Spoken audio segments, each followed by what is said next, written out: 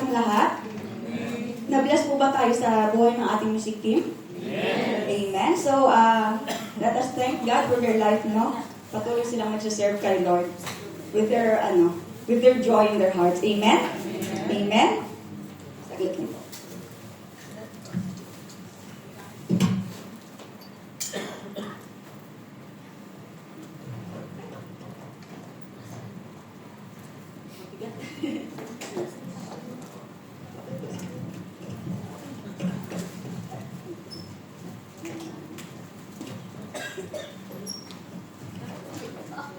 Amen. So, ready na po ba tayo?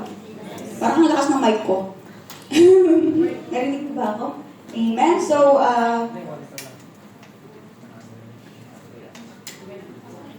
yes. Amen. So, I prepared a verse for you from Revelation chapter 3, verse 15 to 16. What it says here, can we all read, mga kapatid? I know your works, that you are neither cold nor hot. I could wish you were cold or hot. So then, because you are lukewarm and neither cold nor hot, I will vomit you out of my mouth. Amen. So let us pray first.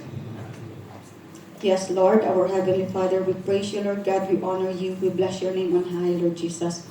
Lord, tonight we want to thank you so much, Lord God, once again for the life of your sons and daughter whom you have brought together to praise and worship you. Lord, before we begin, we ask for your forgiveness, Lord God, for all the things that we have done wrong. Lord, cleanse our hearts and minds, Lord God, nang sa ganun ay maging karapat dapat kami, Panginoon, sa iyong harapan, Panginoon. Lord, we ask for your wisdom, Lord God, boldness and clarity, Lord God, for the life of your messenger whom you are going to use tonight, Panginoon. Decrease her so your name alone will be increased. Lord, we want to thank you so much once again for this opportunity, Lord God, to share your word, Lord God. We thank you so much, Lord God. We honor you. We bless you, Panginoon. For in Jesus' name we pray. Amen. Amen. So, Revelation chapter 3, verse 15 to 16 is part of a letter written to the church in Laodicea, one of the 7 churches addressing the book of Revelation. So, in these verses, Jesus warns against spiritual complacency. He rebukes the Christian in Laodicea for being lukewarm in their faith. So tonight, before we proceed, I want to begin by asking a simple but powerful question.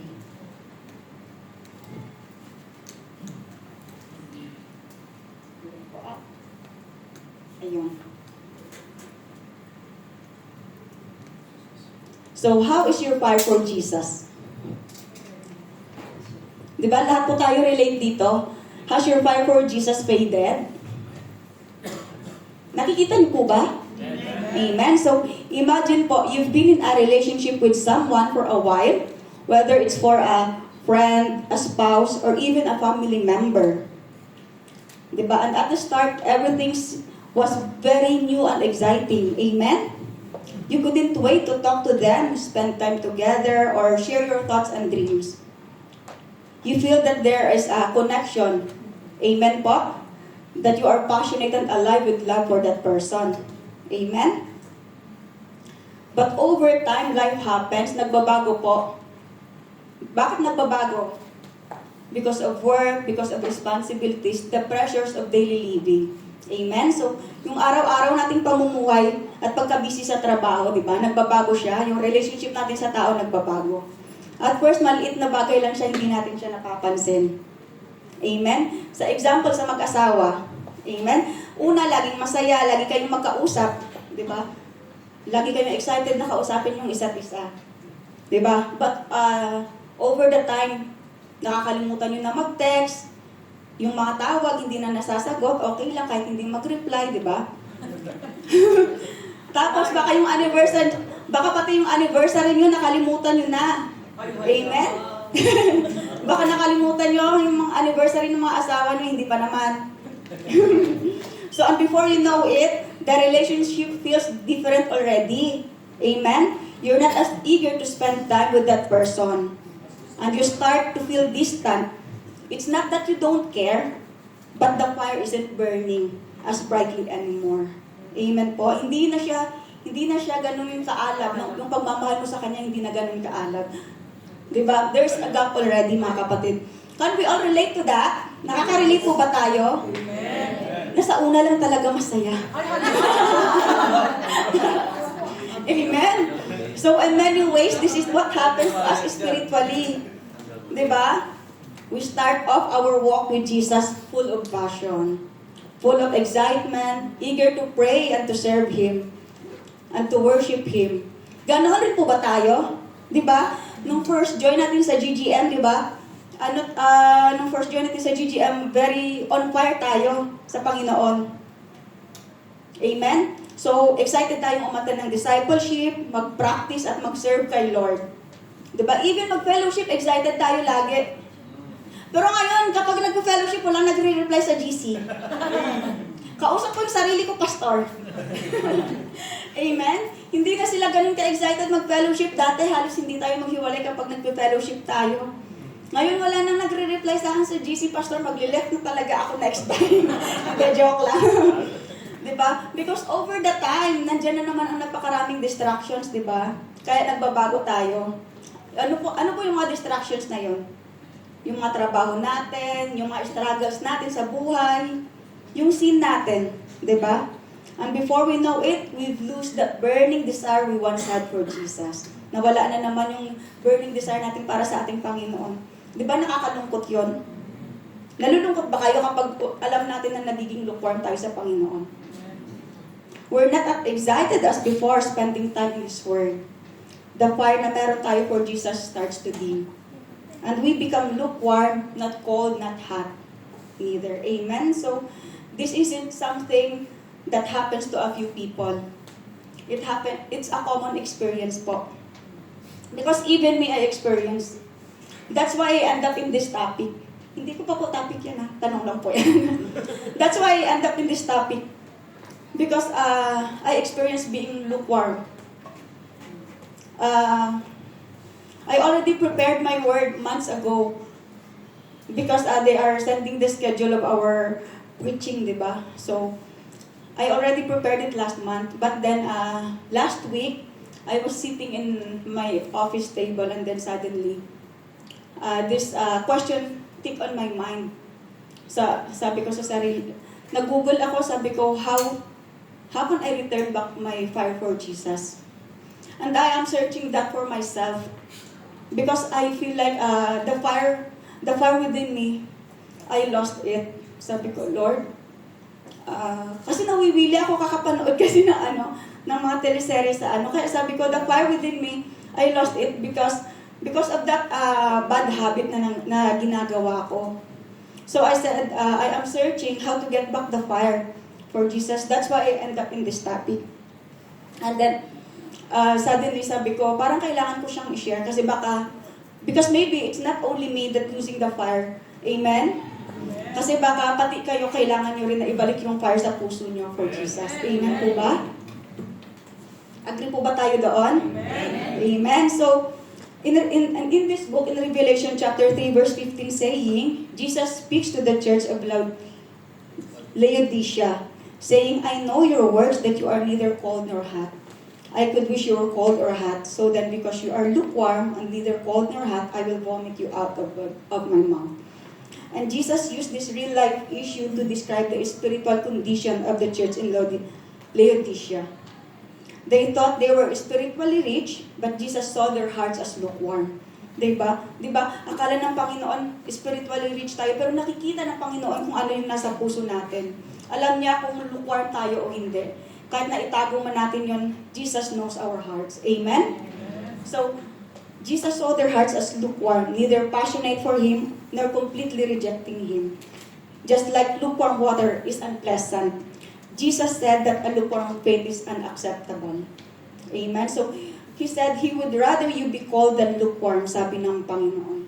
Mas maigi pa na cold ka sa akin kaysa lukewarm, sabi niya. Because why po? Because being lukewarm is a sign of complacency, of a heart that has grown distant, of a person who is just going through the motions. Kanina naririnig natin yung kanta sa lyrics ni Tita Sai, sabi niya doon, going through the motions. Ano po ba ang ibig sabihin doon na going through the motions ka lang? Sabi doon, it refers to someone who is performing tasks or activities without enthusiasm, without genuine effort or emotional engagement. Nagets po ba natin? Parang pumapasok ka sa klase mo, pero hindi ka nakikipag-engage, hindi ka rin active. Pumapasok ka lang para pumasa ka. Yung okay lang, okay na to. Yung kapag may karelasyon ka rin, tara magdi-date tayo. Wag na lang. Yung okay lang. Kahit ano lang. Yung ganun lang po. Oo, kahit ano na lang. Okay na ako doon. Pero hindi daw po pala pwede yon. It's unacceptable po, sabi ng Panginoon. So, sabi doon, it's like a relationship where you're neither excited or disinterested. You are just there. So, di ba, hindi siya maganda. Amen po. Parang kampante ka lang. Kung ano lang maibigay sa'yo, okay ka lang doon. So, hindi po dapat ganun. Amen? So, may good news po doon. There is a good news. God is always calling us to return to our first love and reignite that fire within us. Amen?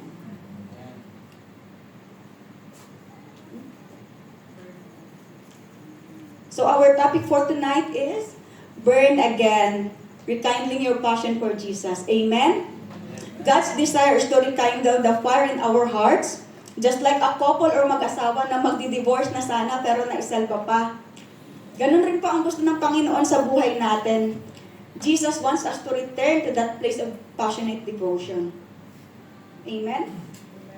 Amen. So, tonight we're going to explore how we can reignite that fire for Jesus. How we can be burned again with enthusiasm in our faith. And how we can live fully for Him once again. This brings us to an important question. Where do we stand? Are we on fire for Jesus? Or have we become lukewarm in our faith? Diba? Where do we stand, mga kapatid, ngayong gabi?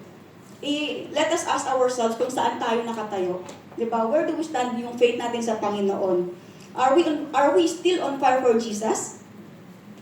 Amen? Amen. Sino po ang still on fire pa? Amen. Wow, honest ha? So tonight we will explore how we can recognize spiritual lukewarmness, repent, and rekindle our passion for Christ. Amen? Ayun.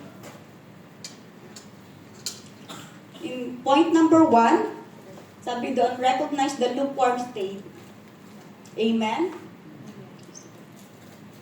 So in Revelation chapter 3 verse 15 to 16, it says there, same lang po yung verse niya, I know your works, that you are neither cold nor hot. I could wish you were cold or hot. So then because you are lukewarm and neither cold nor hot, I will vomit you out of my mouth.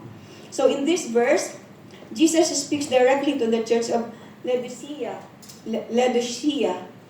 pointing out that they are neither cold nor hot but lukewarm. What does this mean po? Yung lukewarm state. A lukewarm state is a position where you're not fully on fire for Christ, but you're also not entirely rejecting Him. Yun po yung hindi ka fully on fire sa Panginoon, pero hindi mo rin siya nire-reject. Kung baga kilala mo lang yung Panginoon, parang ganun. Diba? Ano lang, dito tayo sa gitna. Maligamgam. So it's like being spiritually stuck in the middle. Neither excited nor indifferent. You are just going through the motions. Yun ulit po, binabanggit po ulit. Jesus is using the metaphor of hot and cold to show us that He wants us to be fully committed to Him. Amen? Because lukewarmness is a dangerous place too. Because it's a sign of heart that is neither fully surrendered to God nor fully disconnected. Example po, think about when you're drinking a beverage. Diba? If you order a hot drink, diba gusto natin mainit siya, steaming, yung nasasatisfy tayo. Or kapag nag-order naman tayo ng malamig na inumin, gusto natin malamig siya kasi doon natin ma-feel na refreshing siya. Amen?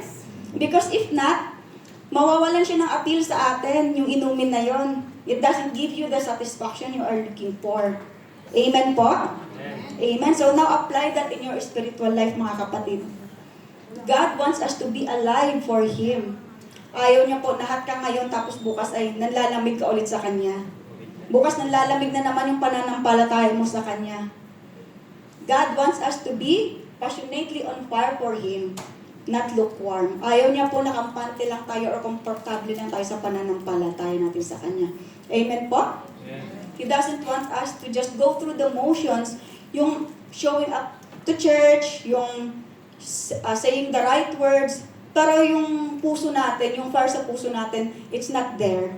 Ayaw niya po ng ganun.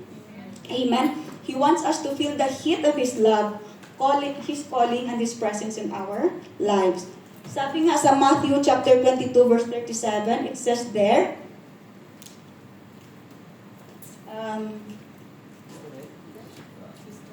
sabi doon, Jesus replied, "Love the Lord your God with all your heart and with all your soul and with all your mind." Yan yung sabi niya. So, God calls us to be completely devoted to Him, leaving no room for half-hearted faith. Ayaw niya ng kalahati lang. Gusto niya full daw yung pagmamahal mo sa Kanya. Loving God with all our heart, soul, and mind means being passionate. We are being committed and fully engaged in our relationship with Him. Amen? So gusto niya buo po tayo. Buo po yung pagmamahal natin sa Kanya. Amen po?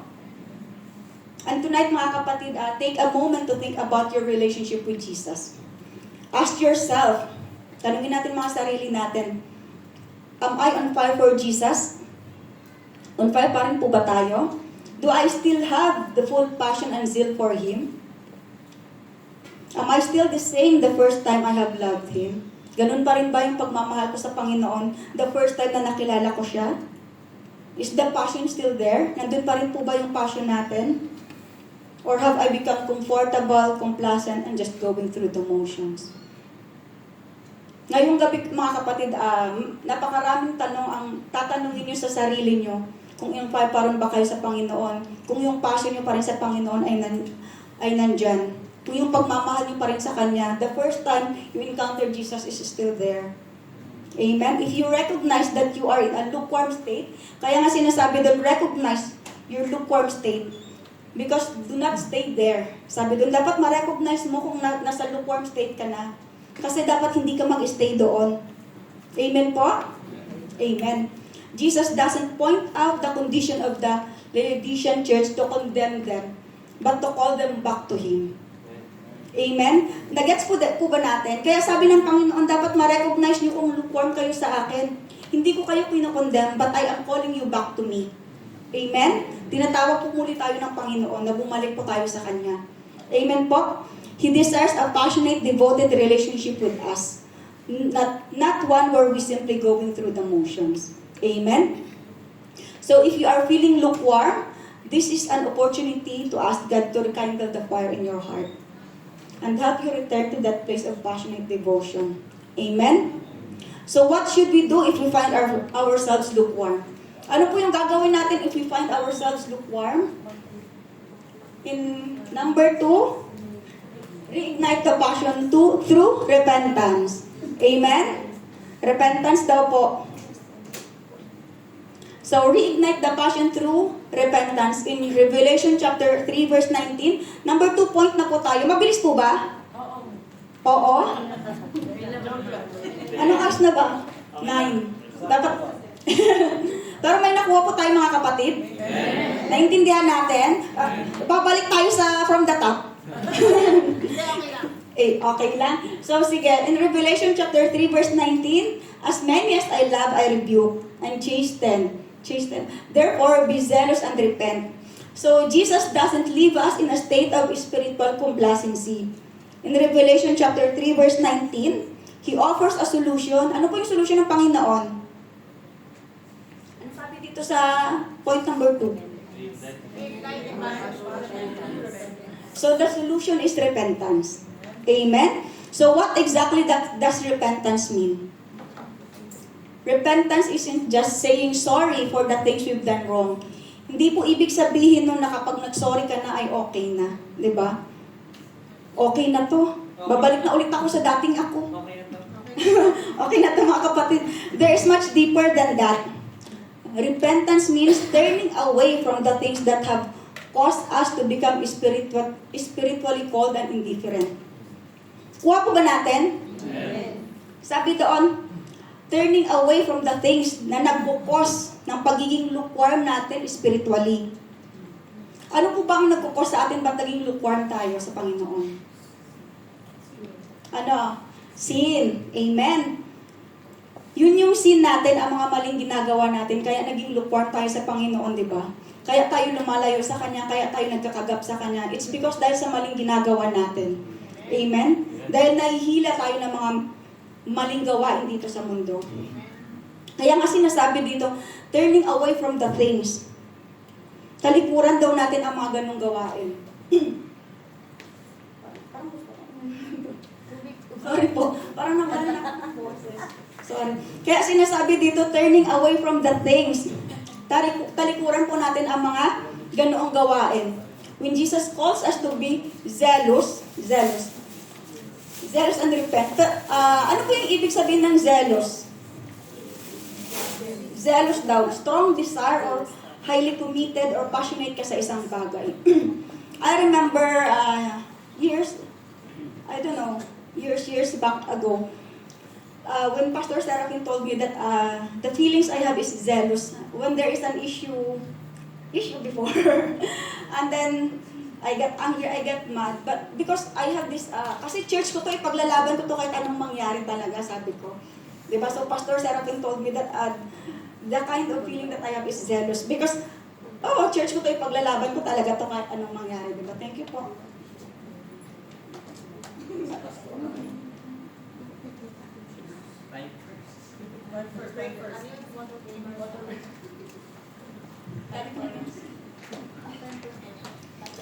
So, ayun po. So, when Jesus calls us to be zealous, it's a strong desire or highly committed or passionate ka sa isang bagay. Yung kumbaga is, umaapaw yung ano mo ba, yung pagmamahal or yung strong desire mo sa isang bagay. Yun po yung ibig sabihin ng zealous. So, He is inviting us to realign our hearts with His will. Repentance is a way of renewing our commitment to Him, of turning back to Him with a heart that is passionate once again. Amen? So, let us imagine po, imagine a husband who has been unfaithful to his wife. Diba? He gets caught, he feels guilty and he says sorry. Nag-sorry siya. But if his apology is just words, without true change, it's meaningless. Amen? If he keeps going back to the same temptation, making the same mistakes, and just assuming that saying sorry is enough, then he hasn't truly repented. Diba? Kung yung asawa mo nag-cheat sa'yo, nag-sorry sa'yo, pero hindi naman siya nagbabago, diba? It's meaningless. Hindi naman talaga siya nagsisi sa ginagawa niya. Kasi he keeps on coming back on that temptation. Amen? Repentance isn't just about feeling bad or saying the right words. It's about turning away from the wrong path and choosing the right one. Nakuha po ba natin? Sabi doon, turning away from the wrong path and choosing the right one. If a cheating husband truly repents, he doesn't just apologize. Hindi lang siya mag-apologize. He completely changes his ways. Diba? Babaguhin niya the way he live his life. Diba? He cuts off anything that led him to sin. Whether it's certain friendship, di ba? Kahit kaibigan mo yan, iiwan mo yan kasi hindi sila naging magandang impluwensya sa'yo. He lead you to sin di ba? Yung habits mo, or yung situation that tempted you. You need to cut it off, di ba? Kailangan ikat mo yun. It's because these people lead you to sin. Amen po? Amen. Nakuha po natin? Uulitin ko, he cuts off anything that led him to sin, whether it's certain friendships, habits, or situations. Amen? He works to rebuild trust, realign his heart with his commitment to his wife, and fights to restore the love that was damaged. Amen? So, ayun po, hindi lang po tayo pwedeng mag-sorry, but we are not changing our ways, di ba? We need to change the way we live our life po. That's the more important thing. If you are truly, kung totoong nagsisisi ka sa ginagawa mo, you need to change the way you live your life, mga kapatid. Amen? In the same way, when we spiritually cheat on Jesus, kapag doon spiritually cheat tayo sa ating Panginoon, it is by prioritizing sin, distractions, or worldly desires over Him. Saying sorry is not enough. Bisaya. True repentance means cutting off what pulls us away from God. Amen? Okay na. Ba't wala? Hindi. Wala? Okay na. Wala ka. Okay. And returning to Him wholeheartedly. So sabi doon, true repentance means cutting off what pulls us away from God. Yun po yung sinasabi. Kung nagre-repent po tayo, dapat i-cut off po natin kung ano po yung nagpo-pull us away from God. And returning to Him wholeheartedly. Just like a husband who wants to rekindle his marriage must actively change and prove his commitment. We must also make the decision to realign our hearts with Christ and reignite our passion for Him. Amen? So, if you are feeling spiritually cold or disconnected, Jesus is calling you to turn back to Him. It's a conscious decision to change your course po. Realign your hearts with Him and start walking in His ways. Amen? When you do this, your passion for Jesus can be reignited and your heart can be burned brightly for Him once again.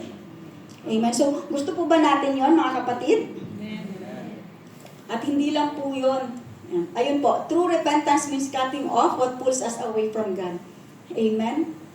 So, sabi sa Acts chapter 3 verse 19, repent then and turn to God so that your sins may be wiped out, that times of refreshing may come from the Lord.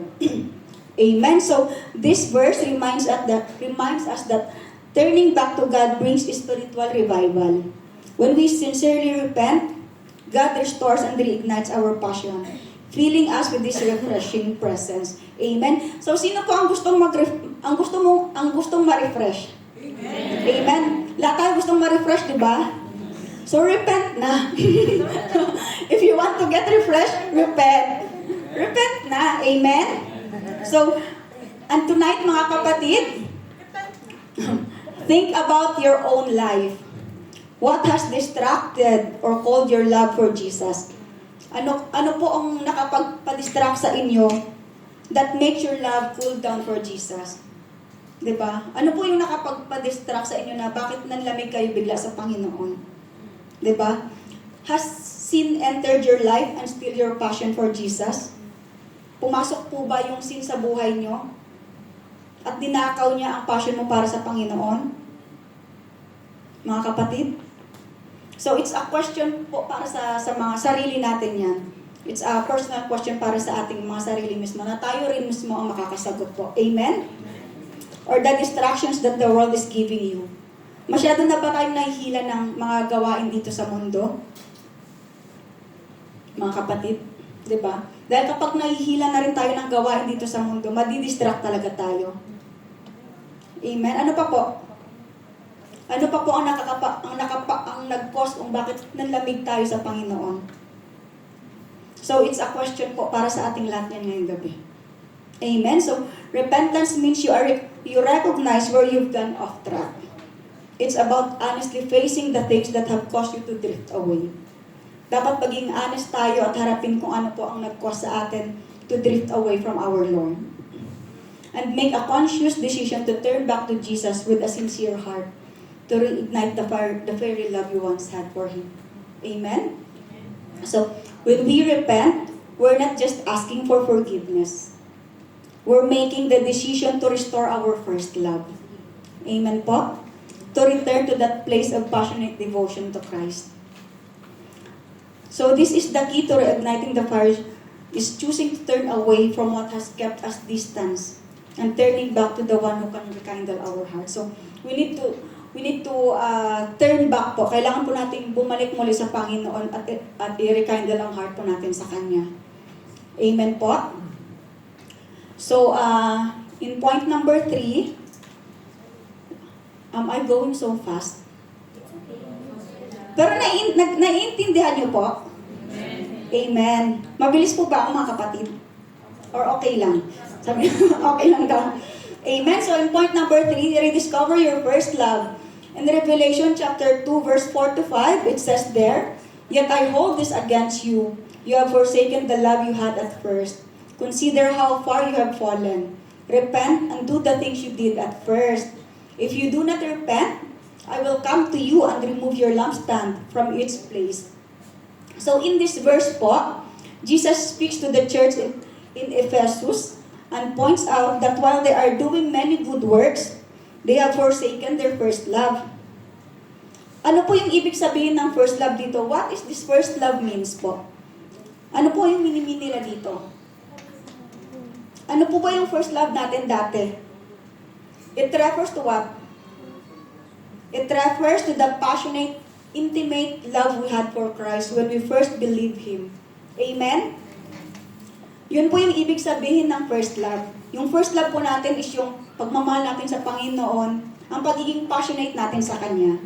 Amen? Nung una natin siyang nakilala, nung una tayo naniwala sa Kanya. Amen po? So, let us think back the time when you first encountered Jesus. There was joy, di ba? There was an excitement and a deep desire to be with Him. Lagi tayong excited kapag may fellowship tayo, lagi tayong excited kapag nakikita-kita tayong mga kapatiran. Amen? Gusto natin lagi marinig ang Kanyang mga salita. We love spending time in prayer. Amen? But over the time, yung mga bagay na ginagawa natin sa Panginoon ay nakakalimutan na natin. Yes, we might still serving Him, pray or go to church, but the intimacy and the passion we had in the beginning start to fade. Amen po. And tonight, Jesus is inviting us to remember, sabi niya, remember that first love. Uulitin ko po, ano po yung first love natin? Yung pagiging passionate natin sa Panginoon. Amen? Yung joy natin, yung eagerness natin when we had Him on those early days. Amen? Sorry. So, kaya ngayong gabi mga kapatid, take a moment also to reflect on your own life. When was the last time you felt that overwhelming passion for Jesus? Kailan po mga kapatid? When was the last time you felt that overwhelming passion for Jesus po? When did you last experience the joy of simply being with Him? Kailan yung huli po? When did you last experience the joy of simply being with Him without any distractions or obligations? So let us ask ourselves tonight mga kapatid. Are you serving Him out of sense of duty? Or is it coming from a deep love for Him? Mahal mo pa ba yung Panginoon, mga kapatid? Saglit lang po. Naubos mo energy.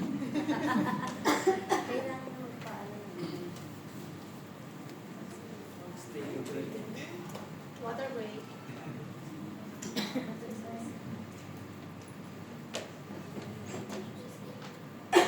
Amen. So, ayun po. Are you serving Him out of a sense of duty? Or is it coming from a deep love for Him? Kapag nagsiserve po ba tayo, is it coming from our heart? Yung kahit nag-aano na tayo kabisi sa trabaho, sa personal na trabaho natin, ay nagsiserve pa rin tayo sa Panginoon. Yung hindi tayo nagre-reklamo.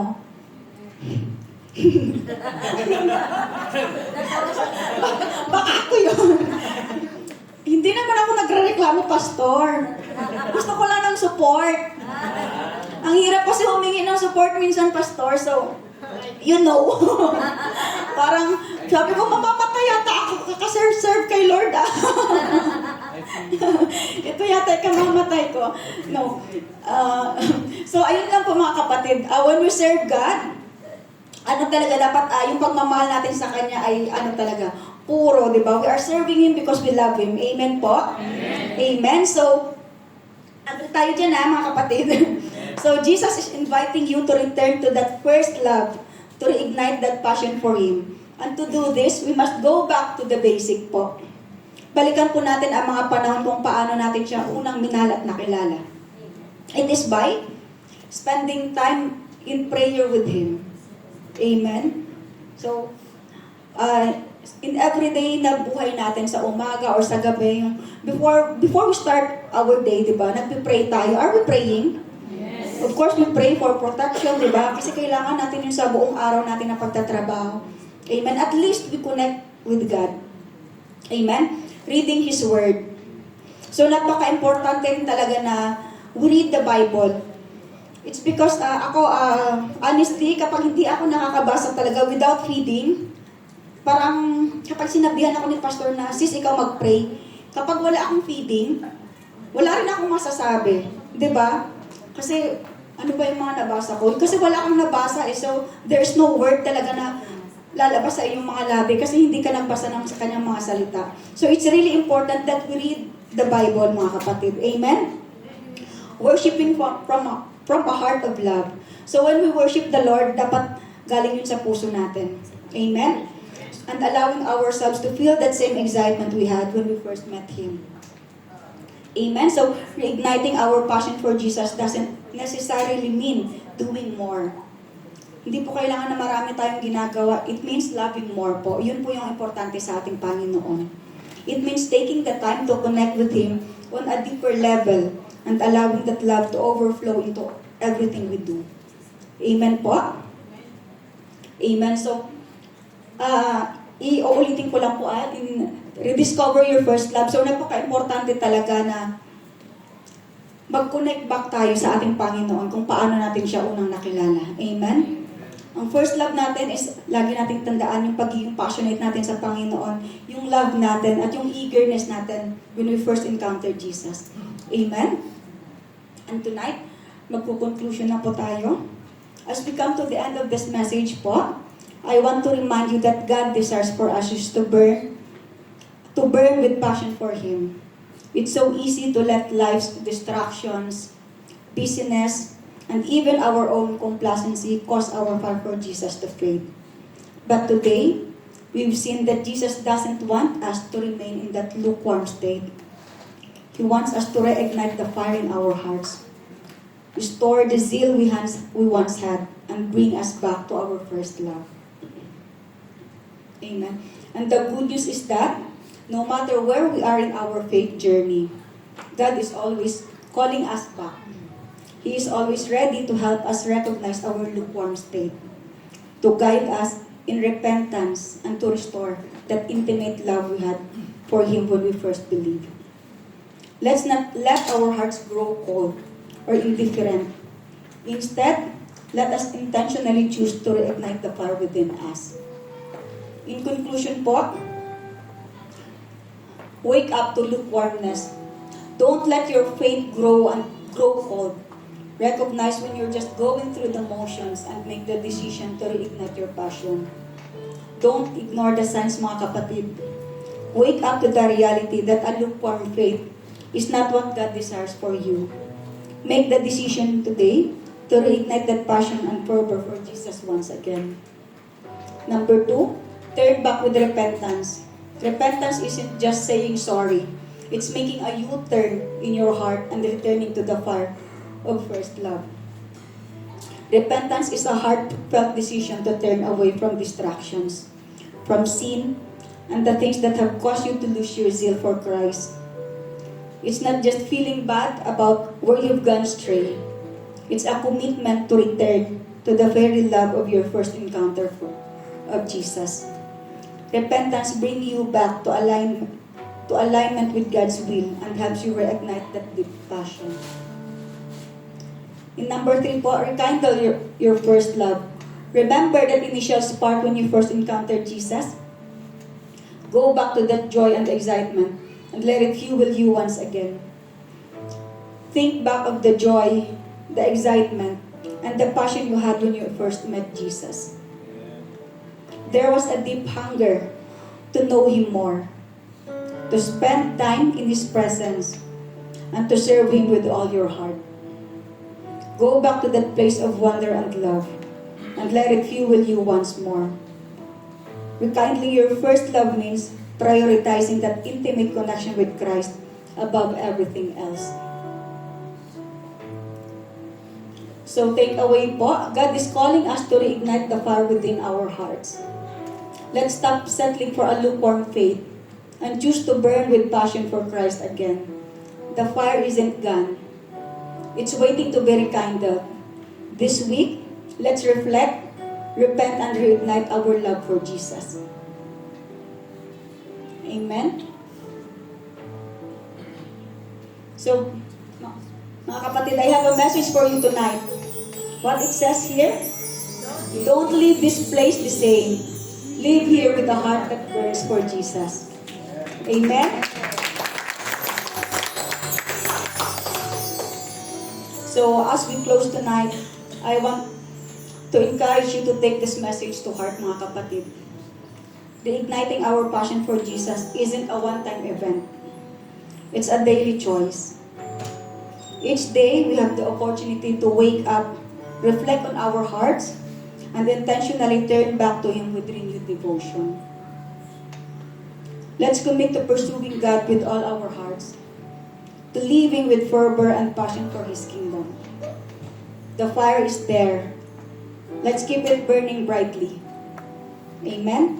As we go into this week, let us reflect on these points, turn back in repentance, and rekindle our love for Jesus.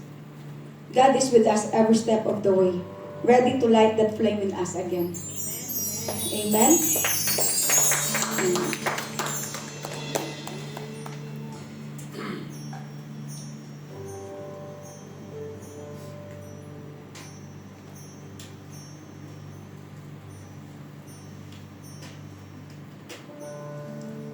Amen po.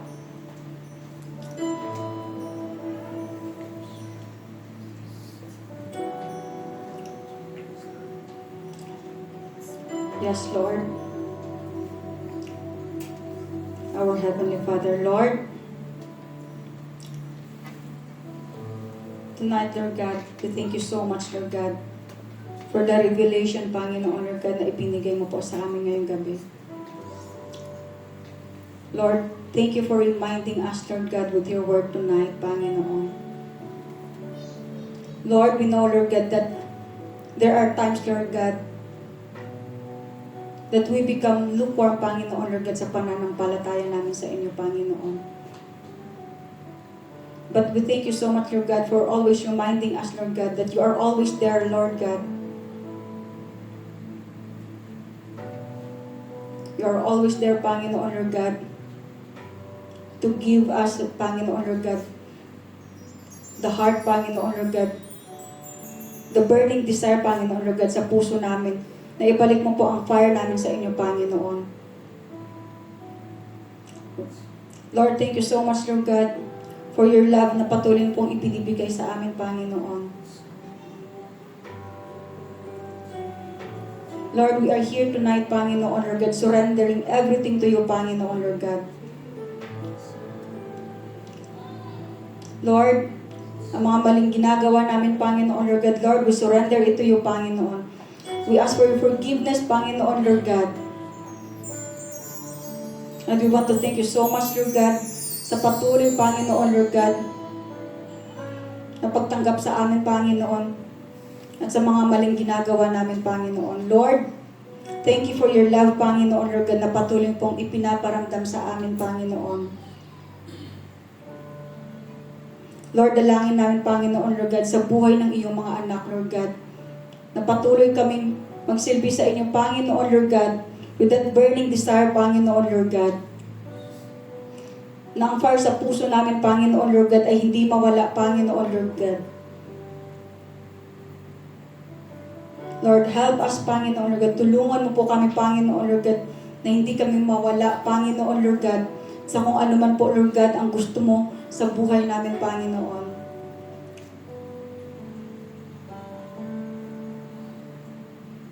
Lord, sa gabing ito, Lord God, sa lahat ng iyong mga anak, Lord God, na nakarinig ng iyong mga salita, Panginoon. Lord, naway maisa puso nila ito, Panginoon, Lord God. At magamit nila ito, Panginoon, Lord God, as a reminder, Panginoon, sa kanilang araw-araw na pamumuhay, Panginoon. Lord, naway ang mga salitang ito, Panginoon, Lord God, ay magrema sa kanilang mga puso, Panginoon. Sa ganun, Panginoon, Lord God, ay maalala nila, Panginoon, kung ano ang dapat nila gawin, Panginoon, when there is a situation, Panginoon, na kailangan nilang mamili, Lord Jesus. Lord, give us this heart, Panginoon, Lord God, na laging ikaw ang una, Panginoon. Naway bigyan mo po kami, Lord God, ng puso, Lord God, na laging bumabalik sa inyo, Panginoon. Sabi mo nga, Panginoon, Lord God, we just need to go back to the basic, Lord Jesus. And Lord, may you always remind us, Panginoon, Lord God, na laging bumalik, Lord God, sa inyo, Panginoon. Lord, we thank you so much once again, Lord God, for tonight, Panginoon, for the opportunity, Lord God, to share your words, Lord Jesus. Thank you so much, Lord God, for the wisdom, Lord God, na ibinigay mo po sa iyong anak, Lord God. Lord, continue, Lord God, to strengthen her, Panginoon, Lord God, and use her, Panginoon, Lord God. We thank you so much once again for tonight, Panginoon. We honor you, Lord God. We bless you, Panginoon. For in Jesus' name we pray. Amen.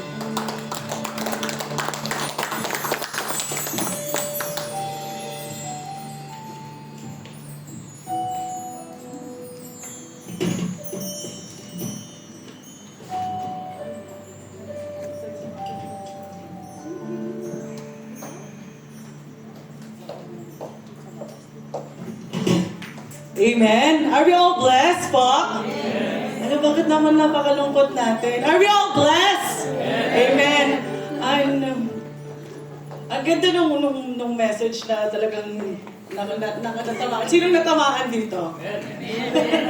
Amen. Thank you, Sis Annie, for the word. We are really so blessed. Amen.